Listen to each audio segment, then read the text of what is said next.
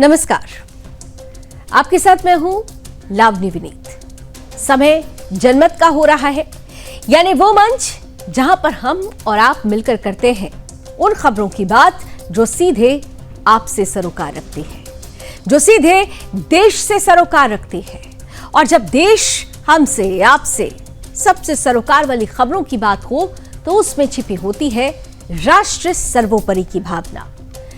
राष्ट्र सर्वोपरि की इसी भावना के साथ भारत दिन प्रतिदिन आगे बढ़ रहा है। राष्ट्र सर्वोपरि की इसी भावना के साथ प्रधानमंत्री नरेंद्र मोदी दुनिया के सबसे लोकप्रिय नेताओं की श्रेणी में शुमार हो चुके हैं। और यही वजह है कि प्रधानमंत्री नरेंद्र मोदी जब विदेश में पहुंचते हैं, विदेशी दौरे पर होते हैं, तो वहां उनकी मौजूदगी भी भारत की 140 करोड़ आबादी की उपस्थिति के रूप में दर्ज हो जाती है। और ये अपने आप में भारतीय प्रधानमंत्री की लोकप्रियता की तरफ एक बड़ा आधार तैयार करती है।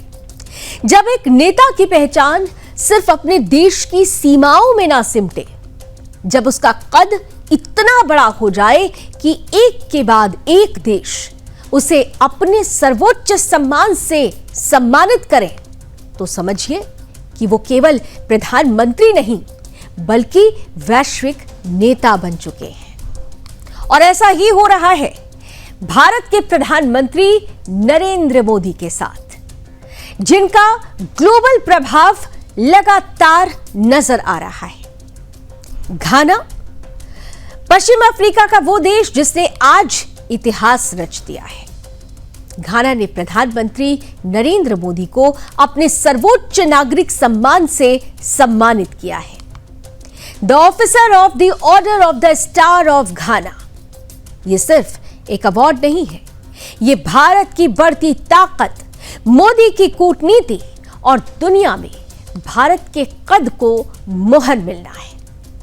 3 दशकों में किसी भारतीय प्रधानमंत्री की यह पहली घाना यात्रा है और भारत घाना रिश्तों की एक नई शुरुआत भी है।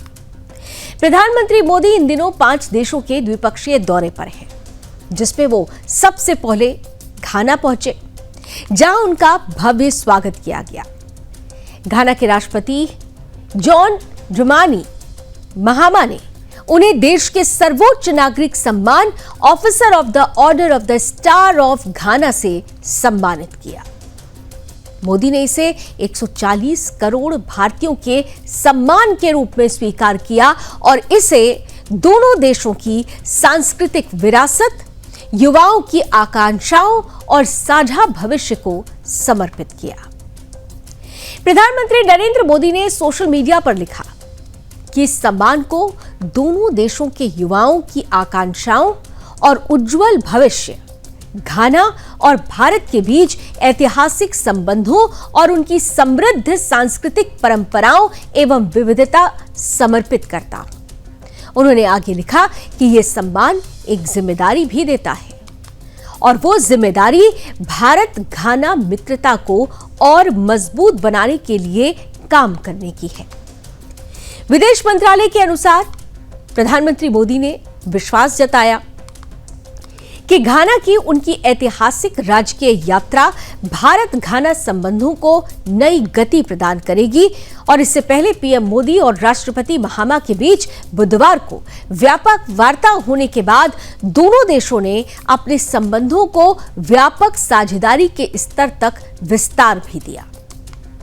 अब क्योंकि प्रधानमंत्री नरेंद्र मोदी को घाना के सर्वोच्च सम्मान से भी सम्मानित किया गया है, तो ऐसे में प्रधानमंत्री नरेंद्र मोदी की झोली में एक नहीं कई सम्मान अब आ चुके हैं। कितने देशों से भारतीय प्रधानमंत्री को सम्मानित किया गया है, हम आपके सामने अब वो रखने का प्रयास करते हैं। 2025 तक प्रधानमंत्री नरेंद्र मोदी को 24 से ज्यादा देशों ने अपने सर्वोच्च सम्मान से नवाजा है। 24 से ज्यादा देशों से प्रधानमंत्री के नेतृत्व, कूटनीति और भारत के वैश्विक संबंधों को मजबूत करने के योगदान के लिए सर्वोच्च नागरिक सम्मान से सम्मानित किया गया है। ये सम्मान भारत की बढ़ती वैश्विक प्रतिष्ठा और पीएम मोदी की सक्रिय विदेश नीति के प्रतीक है, जिसमें ब्राजील, रूस, संयुक्त राज्य अमेरिका, भूटान, श्रीलंका, जापान, दक्षिण Korea, Dominican Republic, Papua New Guinea, Fiji, Nigeria, Brunei, Malta, Cyprus, Mauritius, देखिए नाम बढ़ते ही जा रहे हैं, बारबाडोस, गुयाना, ग्रीस और ब्राजील के अलावा 8 मुस्लिम देश भी शामिल हैं। इसी से अंदाजा लगाइए उनकी लोकप्रियता का और उनके बढ़ते हुए कद का। पीएम मोदी को 8 मुस्लिम देशों से ऐसे सम्मान मिल चुके हैं जो भारत की विदेश नीति और इन देशों के साथ गहरे संबंधों को दर्शाती है, जिसमें सबसे पहला नाम सऊदी अरब का है। सऊदी अरब, अब हम वो देश अभी आपके सामने दिखा रहे हैं कि किन किन देशों से उन्हें नागरिक सर्वोच्च सम्मान मिला है, और ऐसे में जब हम मुस्लिम देशों की बात करते हैं तो सबसे पहले सऊदी अरब का नाम आता है, जिसमें ऑर्डर ऑफ अब्दुल अजीज अल सऊद 2016 में इस सम्मान से उन्हें नवाजा गया। अफगानिस्तान स्टेट ऑर्डर ऑफ गाजी आमिर अमानुल्लाह खान, साल 2016 में ही उन्हें इस सम्मान से नवाजा गया था। वहीं फिलिस्तीन की अगर बात करें तो grand collar of the state of फिलिस्तीन 2018 में इस सम्मान से फिलिस्तीन की तरफ से प्रधानमंत्री को सम्मानित किया गया।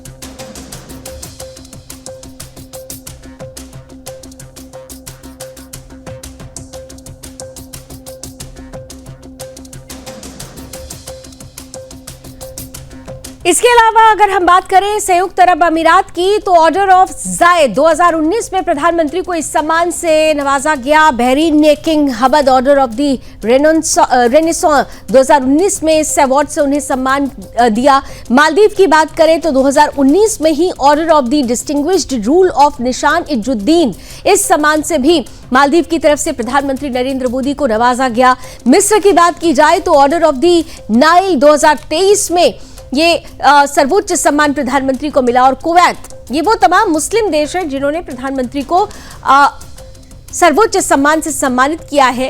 कुवैत ने भी ऑर्डर ऑफ मुबारक अल कबीर 2024 में ये सम्मान प्रधानमंत्री को दिया। तो कुल मिलाकर अगर देखें तो ये वो देश हैं जो भारत के साथ बीते कई दशकों में संबंधों में तो थे, लेकिन संबंधों में वो प्रगाढ़ता नहीं आ पा रही थी।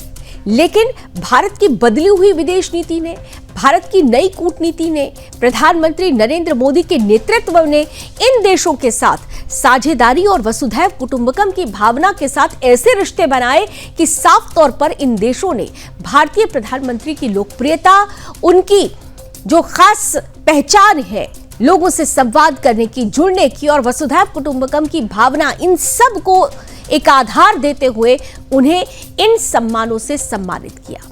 अब अगर हम घाना की बात करें तो ये दौरा बहुत खास है, क्योंकि हमने आपको पहले ही बताया कि 3 दशकों के बाद कोई प्रधानमंत्री भारत से दोबारा घाना पहुंच रहा है, और ऐसे में घाना की तरफ से सर्वोच्च नागरिक सम्मान प्रधानमंत्री को दिया जाना यह अपने आप में बताता है कि घाना भारत के साथ अपने संबंधों को लेकर कितना गंभीर है। इस दौरे पर प्रधानमंत्री ने महत्वपूर्ण बातें भी कही है। प्रधानमंत्री ने कहा कि भारत और घाना के बीच व्यापार 25,000 करोड़ रुपए से ज्यादा हो चुका है।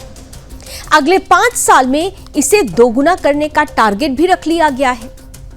उन्होंने घाना के राष्ट्रपति जॉन महामा को भारत आने का न्योता भी दे दिया है। भारत घाना को फिनटेक में सहयोग देगा और यूपीआई के जरिए डिजिटल लेन देन का एक्सपीरियंस भी शेयर करेगा। इसके अलावा भारत घाना के युवाओं के लिए आईटेक और आईसीसीआर स्कॉलरशिप को दोगुना करने का पूरा मन बना चुका है, और फीड घाना प्रोग्राम में भी सहयोग देगा, मदद देगा। भारत घाना आर्मी की ट्रेनिंग, समुद्री सुरक्षा, डिफेंस सप्लाई और साइबर सिक्योरिटी में मिलकर काम करेगा। इसके अलावा भारत जन औषधि केंद्र के जरिए घाना के लोगों को सस्ती और भरोसेमंद हेल्थ सर्विस भी प्रोवाइड कराएगा। वैक्सीन बनाने, डिफेंस और सिक्योरिटी में मदद और साइबर सुरक्षा में भी आपसी सहयोग बढ़ाने को लेकर दोनों देश आगे बढ़ रहे हैं। भारत घाना के युवाओं की वोकेशनल एजुकेशन के लिए भी एक स्किल डेवलपमेंट सेंटर बनाएगा। तो ये तमाम जो प्रोग्राम है जिसमें भारत और घाना मिलकर काम करेंगे, भारत किस तरह से घाना को सहयोग करेगा, ये विस्तार से हमने आपके सामने रखा। इसके अलावा दोनों देशों के बीच 4 MOU भी साइन किए गए हैं। वो MOU क्या है, ये भी आपके सामने रखते हैं। दरअसल दोनों देशों ने 4 महत्वपूर्ण समझौते पर हस्ताक्षर कर दिए हैं। विदेश मंत्रालय के सचिव दम्मू रवि ने बताया कि ये समझौते दोनों देशों के रिश्तों को और मजबूती देंगे, जिनमें पहला समझौता विदेश मंत्रालय लेवल पर ज्वाइंट कमीशन बैठक की स्थापना करना है। दूसरा समझौता पारंपरिक चिकित्सा के क्षेत्र में दोनों देश एक्सपर्ट्स की ट्रेनिंग और एक्सपीरियंसेस शेयर करेंगे। तीसरा समझौता कल्चरल एक्टिविटी से जुड़ा हुआ है, जिसमें सांस्कृतिक कार्यक्रमों और पर्यटन को बढ़ावा मिलेगा।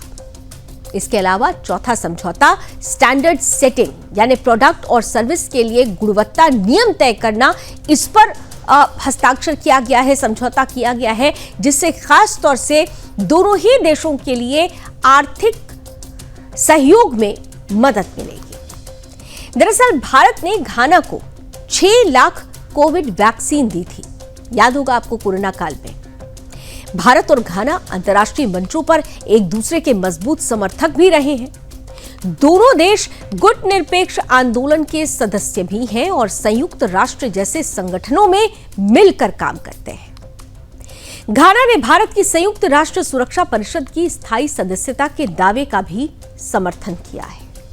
जलवायु परिवर्तन, आतंकवाद और अन्य वैश्विक मुद्दों पर भी दोनों देश एक दूसरे के साथ खड़े रहते हैं। कोविड-19 महामारी के दौरान भारत ने घाना को वैक्सीन और चिकित्सीय मदद दी थी। भारत ने घाना को 6 लाख कोविड वैक्सीन दी थी। तो इस तरह से अगर देखें तो भारत और घाना के बीच संबंध हर मोर्चे पर प्रगाढ़ हुए हैं। इस लिहाज से भी क्योंकि प्रधानमंत्री नरेंद्र मोदी ने सबसे पहले 2014 के बाद से जो बदलाव हुआ है, उन बदलावों में उन छोटे देशों के तरफ भी, उन छोटी ताकतों के साथ भारत की ताकत को समावेशित कर बड़ी ताकत का स्वरूप देने के लिए प्रधानमंत्री नरेंद्र मोदी ने नीतियां बनाई, जो साफ तौर पर वसुधैव कुटुंबकम की भावना को लिए हुए थी। और यही वजह है कि ये तमाम जो देश हैं, छोटे देश हैं, वो देश भारत के साथ मिलकर आगे बढ़ने को आतुर नजर आते हैं। घाना के साथ हुए समझौते, घाना के साथ मिलकर सहयोग के साथ आगे बढ़ने की ये आकांक्षा बता रही है कि आने वाले समय में भारत और घाना के रिश्ते कितने ज्यादा मजबूत होने वाले हैं।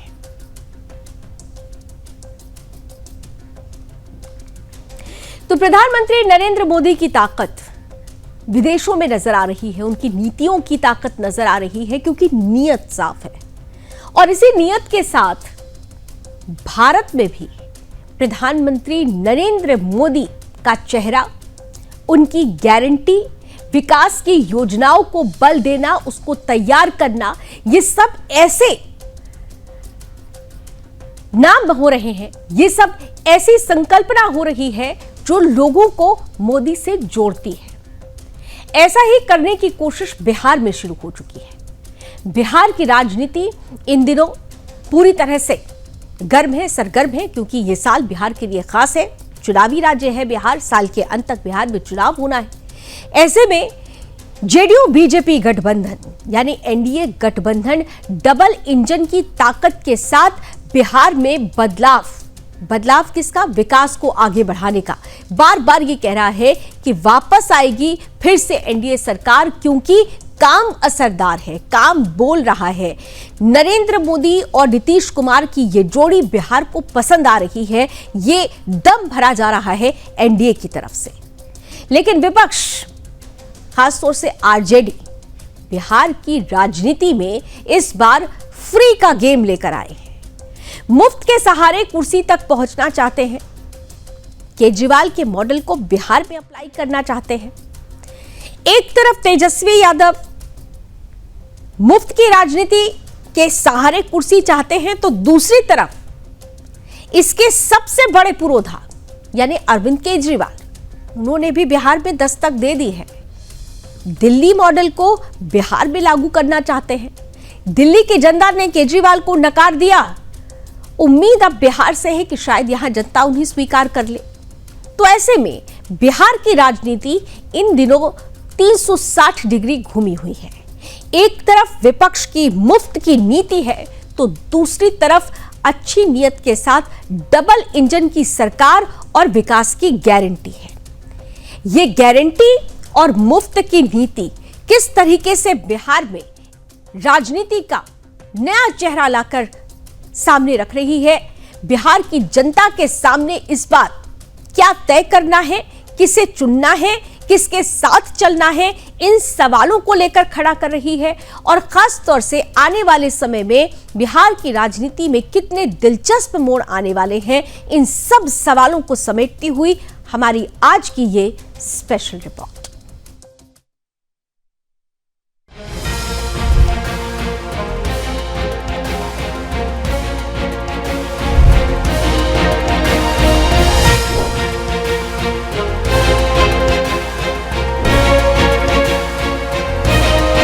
बिहार की सियासत अब सुलग रही है और इस सुलगते माहौल में वादों की आंधी के बीच क्या बिहार की जनता को बस छलावा मिलेगा? पटना से लेकर पूर्णिया, मधेपुरा से मोतिहारी तक हर चौराहे, हर नुक्कड़ पर बस एक ही चर्चा है, तेजस्वी बनाम नीतीश। नेता प्रतिपक्ष तेजस्वी यादव मैदान में उतर चुके हैं और आते ही दांव पर दांव खेल रहे हैं। 20 सूत्री घोषणा पत्र को लहराते हुए तेजस्वी ने कहा, जो नीतीश बाबू 20 साल में नहीं कर पाए, हम 20 महीने में ही कर दिखाएंगे। आपने इनको 20 साल से आपको केवल 20 महीना दे दीजिए, बस केवल 20 महीना। जो 20 साल में काम नहीं हुआ वो 20 महीना में हम काम करके दिखाएंगे। पूरा सिस्टम को हम लोग सुधारने का काम करेंगे। लेकिन तेजस्वी के इन वादों के बीच एक और चेहरा सामने आया है। बिहार में तेजस्वी को टक्कर देने आए हैं उनके सबसे पुराने हमदर्द और दिल्ली के सबसे ईमानदार सीएम अरविंद केजरीवाल, जो अब बिहार में अकेले चुनाव लड़ने का ऐलान कर चुके हैं। और उन्होंने स्पष्ट कहा है कि गठबंधन का तो अब कोई चक्कर नहीं, आप बिहार में अकेले चुनाव लड़ेगी, बाकी सब बकवास है। यानी इंडी गठबंधन का अब इंडिविजुअल बन गया है, यानी इंडी गठबंधन का आई अब इंडिविजुअल बन गया है। वो तो इलेक्शन कमीशन जो कर रहा है वो ठीक नहीं कर रहा, वो सही नहीं कर रहा। बिहार में चुनाव है तो बिहार में क्या आम आदमी पार्टी चुनाव लड़ रही है, और लड़ रही है तो क्या अपने दम से लड़ेगी या एआईएमआईएम के साथ में? आम आदमी पार्टी ढूंढने की एक्सरसाइज एक तरफ चल रही, तथाकथित जितने भी इंडिया अलायंस के लोग हैं ये अलग एक्सरसाइज में लगे हुए हैं कि भैया नवंबर में बहाना क्या देंगे, क्योंकि हकीकत है जिस तरीके से आज की तारीख में एनडीए गठबंधन आगे बढ़ रहा है, जिस तरीके से ये एक विनिंग कॉम्बिनेशन है, इसको हम लोग आजमा चुके हैं इस कॉम्बिनेशन को उपचुनाव में। तो ऐसे में इंडिया अलायंस को पता है कि दूर दूर तक उनकी जीत इस बार संभव नहीं है।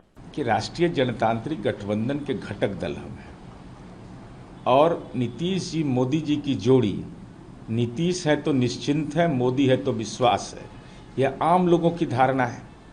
अब इसके राजनीतिक विभिन्न रूप से इस सवाल को पेश किया गया। 48 घंटे के अंदर में मीडिया में सनसनी फैलाई गई कि जनता दल का वजूद खत्म हो जाएगा, जनता दल की भूमिका खत्म हो गई।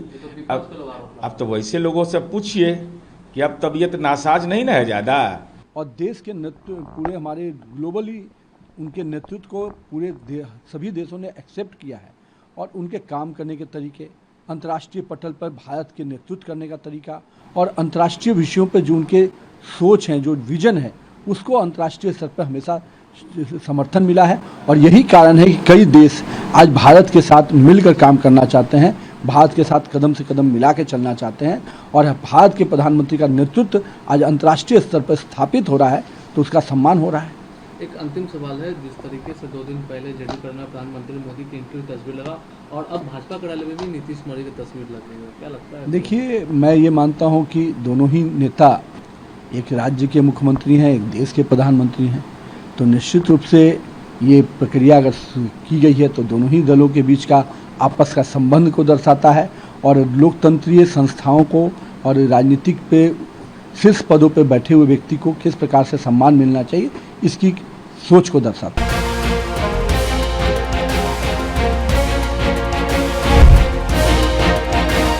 सावधान करती हुई खबर, सावधान डिजिटल षड्यंत्रकारियों से, साइबर ठगियों से।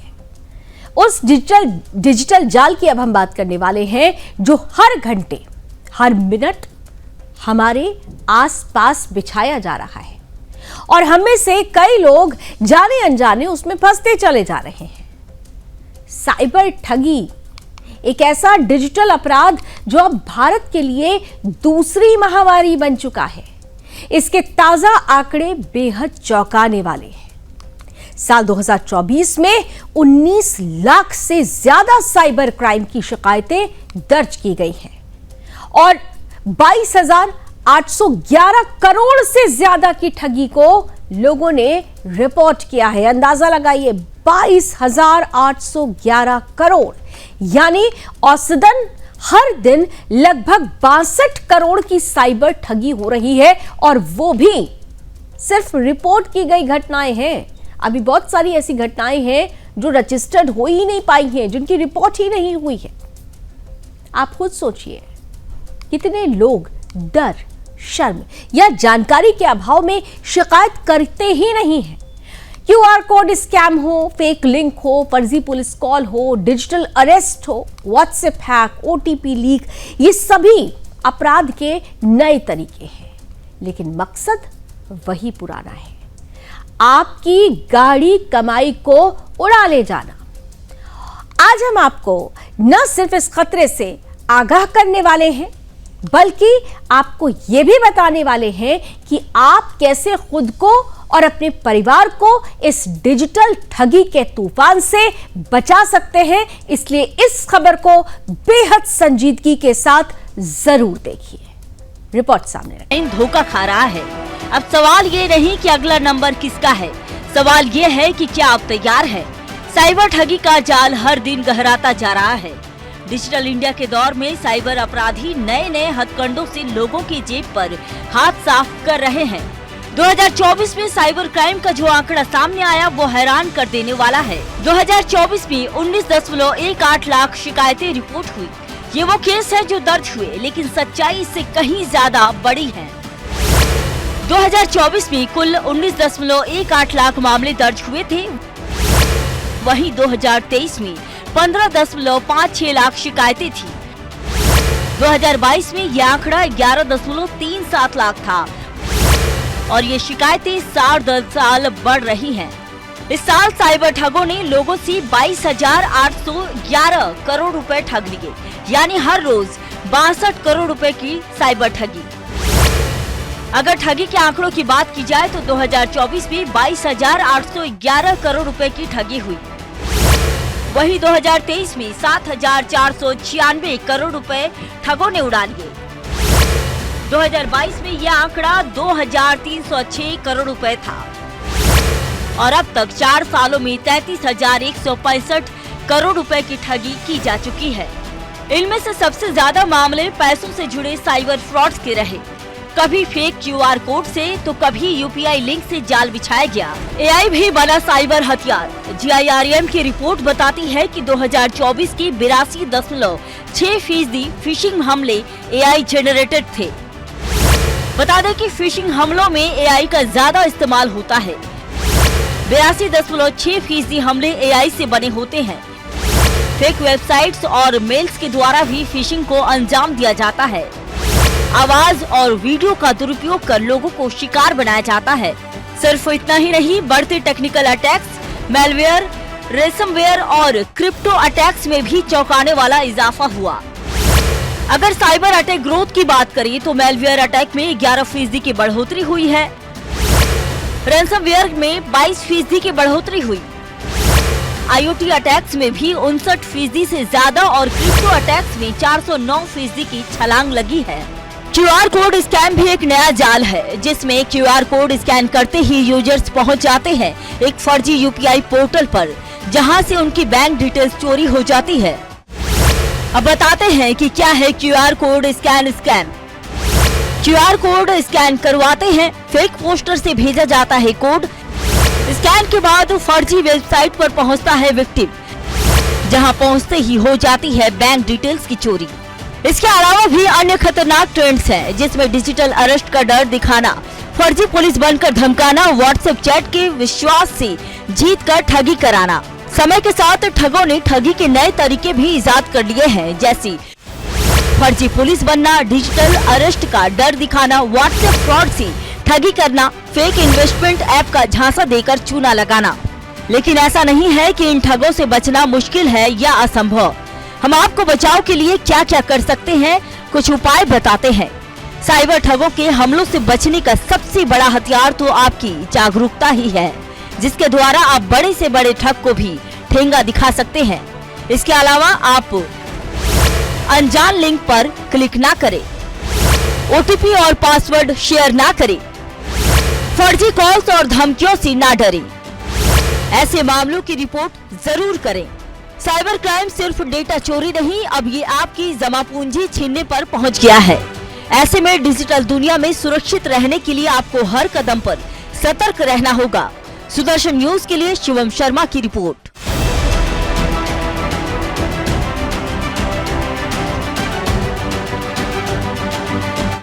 हम उम्मीद करते हैं कि इस खबर के बाद जागरूक होंगे आप, सावधानी बरतेंगे आप और इन साइबर ठगों से बच सकेंगे आप।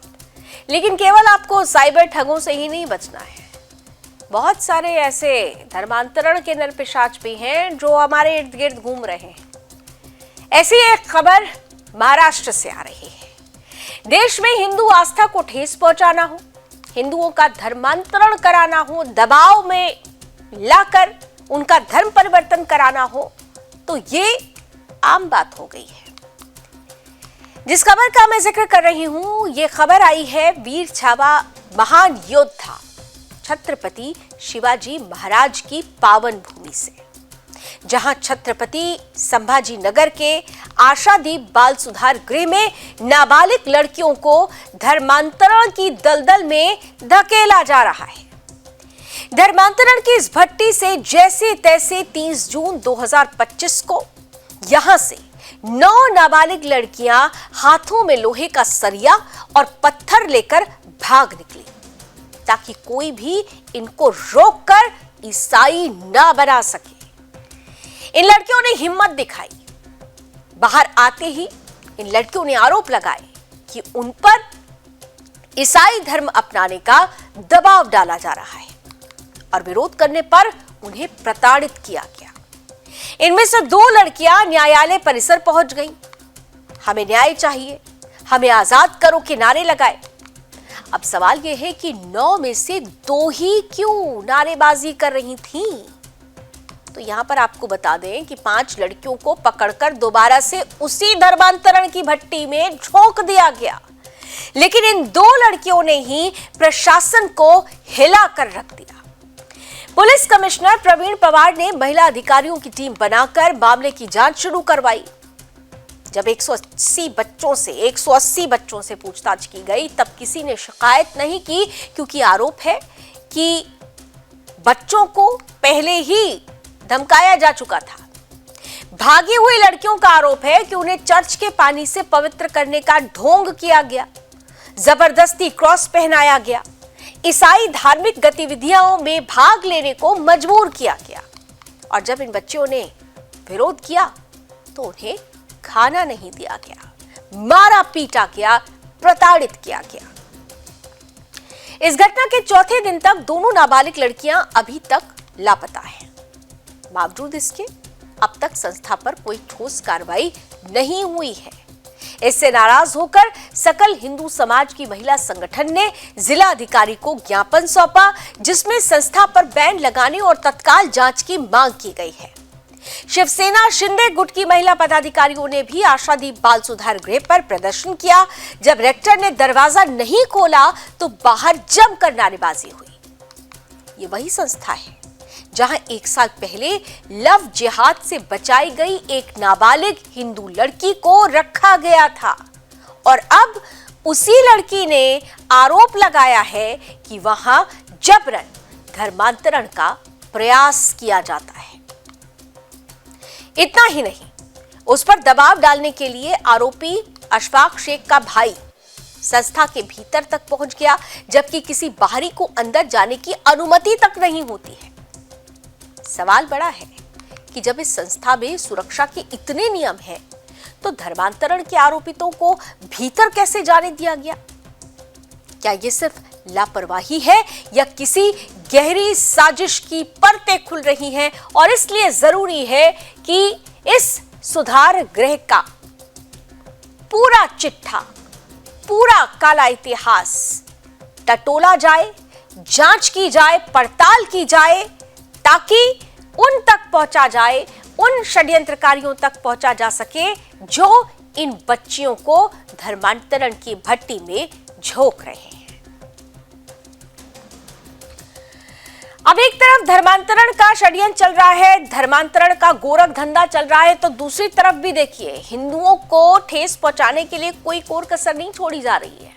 एक तरफ हिंदू बच्चियों का धर्मांतरण, लव जिहाद में उन्हें फंसा लेना, और दूसरी तरफ हिंदू आस्था को ठेस पहुंचाना, ये कार्यक्रम भी जारी है। हर बार हिंदुओं का नाम रखकर व्यापार किया जाता है। कौन करते हैं? जो अपना नाम पहचान छिपाते हैं, यानी मुस्लिम समुदाय से जुड़े हुए कुछ लोग। ये एक सवाल जिसका जवाब अब तक शायद कुछ ही लोग समझ पाए हैं, और आज फिर हम अपने दर्शकों को बताने वाले हैं कि क्यों ये ऐसे कुकृत्य करते हैं। ताजा मामला उत्तर प्रदेश के मुजफ्फरनगर से सामने आया है, जहां दिल्ली देहरादून हाईवे पर कट्टर इस्लामिक तत्वों की करतूत एक बार फिर बेनकाब हो गई है। हिंदू आस्था के पवित्र पर्व कावड़ यात्रा से ठीक पहले पंडित जी वैष्णो ढाबा के नाम से चल रहा एक ढाबा हिंदुओं की भावनाओं के साथ खिलवाड़ करता पकड़ा गया है। नाम पर मत जाइए, क्योंकि ये तो नाम है, असली पहचान पर्दे के पीछे है। नाम पंडित जी वैष्णो ढाबा और ढाबे के मालिक का नाम सनव्वर, यानी एक मुस्लिम शख्स। सनव्वर हिंदू नाम की आड़ में कावड़ यात्रियों को छलने की साजिश रच रहा था।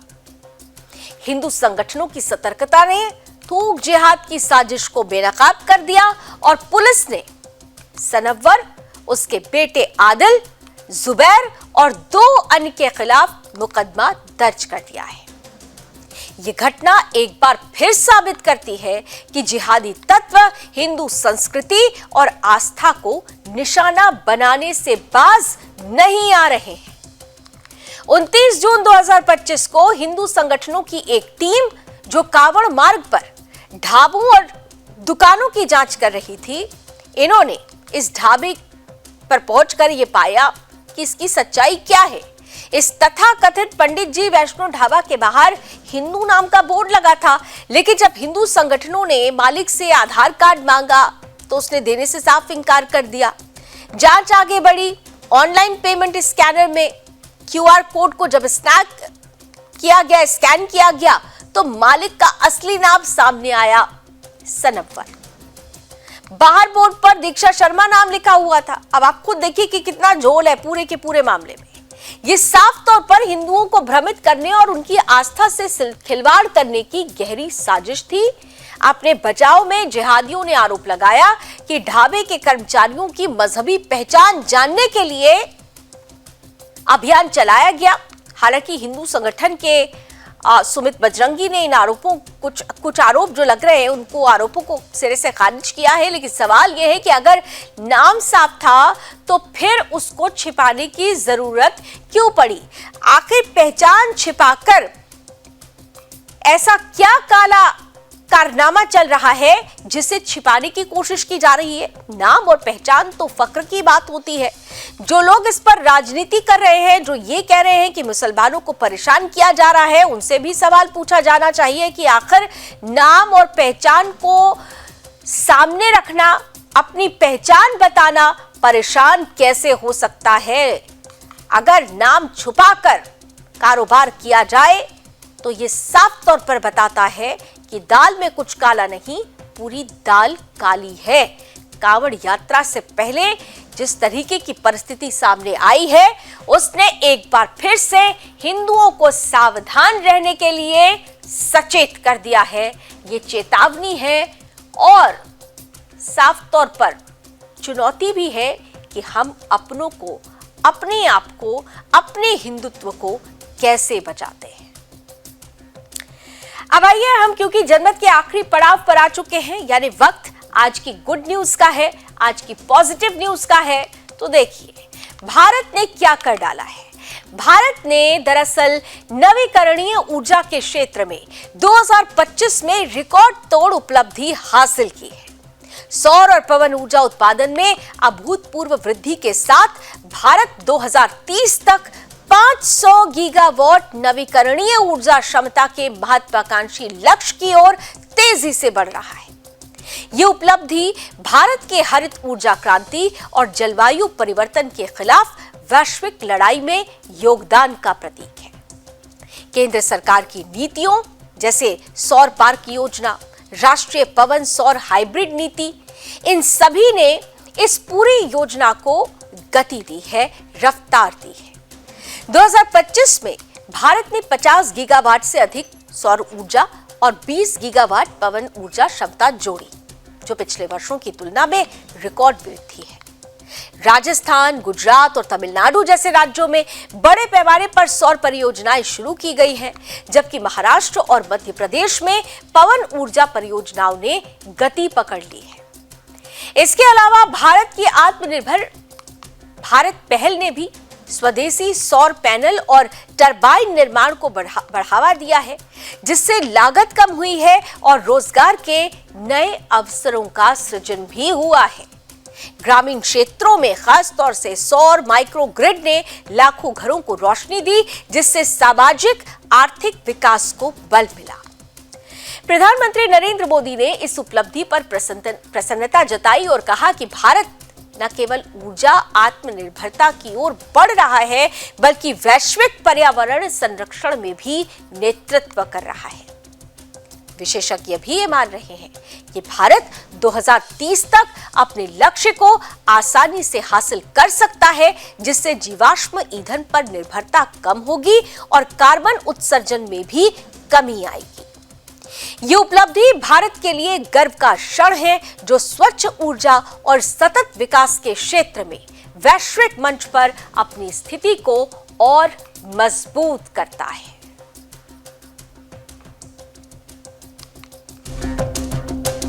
तो भारत लगातार इतिहास रच रहा है। भारत लगातार विश्व गुरु की श्रेणी में अग्रणी बनने की दिशा में आगे बढ़ रहा है। एक बेहतर तस्वीर हमारे बीच हो, इस उम्मीद के साथ जनमत में अभी बस इतना ही। देश और दुनिया की तमाम खबरों के लिए आप जुड़े रहिए सुदर्शन न्यूज के साथ।